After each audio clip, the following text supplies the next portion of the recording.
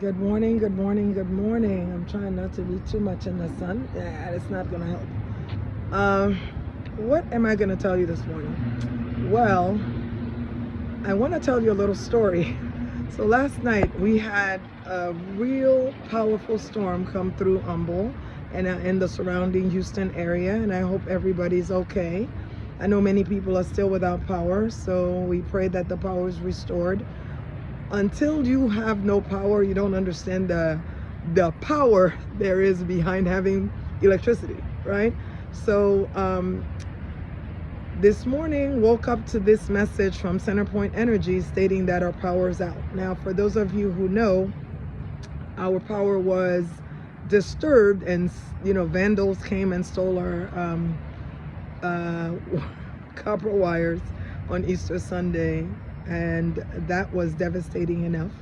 So we had to deal with a lot of issues with restoring power to the building through a generator, in addition to making sure that the state vaccines and our vaccines, which are quite expensive, the state allows us to have over $60,000 worth of their vaccines for their children, so we can provide vaccination for those who have no insurance, those who are indigenous people, in addition to those who have Medicaid. So this is the way that we have been serving the community through many other ways, in seeing the Medicaid children that many people these days, unfortunately, they don't feel that it's a necessary thing. They don't accept Medicaid for one reason or another, which I will not go into. So we here are doing God's work. I keep telling people that your insurance, no matter how much you think your insurance pays, even if you have a high copay, the insurance does not pay us a lot of money. And if we wanted to be rich, we would not be in primary care, because that's not where it is.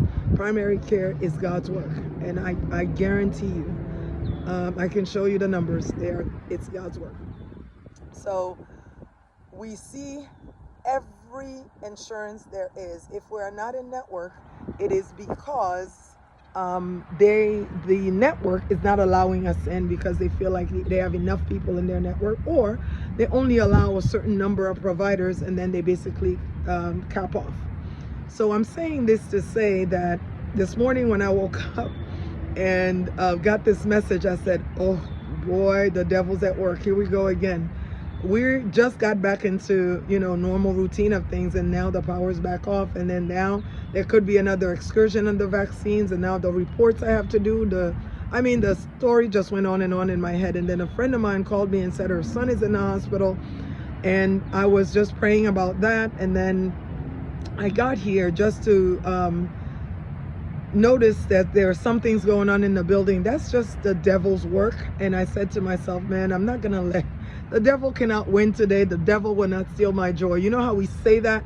We have to mean it, because I just kept on praying, and I was just worshiping in the building. I said, the devil will not steal my joy. I called Comcast to see what was going on after the power was reinstated. They said, well, this and this was not done. And I said, well, I updated the payment card, because I had somebody hack into my card, so they never got that updated. So it was just one thing after another. Got everything reinstated. But what I'm trying to say is, it was endless this morning. I could have said a few unkindly words and just walked out of here. That's how annoying it was. And then I said, Lord, it is all in your hands. It is not by my stripes or anyone else that people are healed here. It is in the Lord's hands. The Lord makes a way and puts us, we are a vehicle. He uses us in order to help the community, and whatever is going on, I know we have put him in the midst of it, and he will take care of it.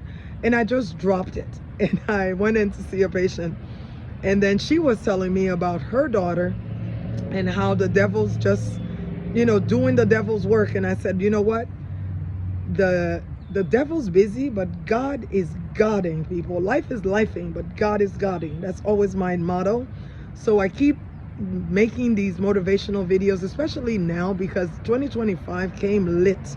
When I tell you lit with nonsense. So keep being you, keep helping people, keep being kind to people. The Lord sees your heart, the Lord sees your work. I know the Lord sees our work here. The Lord knows who we are. The Lord will never, ever let us fail. That is the promise He has given us people. So we claim it. And the other thing I want to remind you is, I want to remind you to breathe. It's so important. A patient really reminded me of this the other day. She said, you know, I want you to take the time to breathe for 2 minutes or 5 minutes every 2 hours, is what she said. And I felt so dumb when I told her, I can't do that. What do you mean? I can't do that. Meaning I'm too busy with everything else to take 2 minutes or 5 minutes every 2 hours for myself. I sounded so ridiculous telling her something like that. And then I had to think for a minute. I said, I'm sorry. Yes, I can. Yes, I can.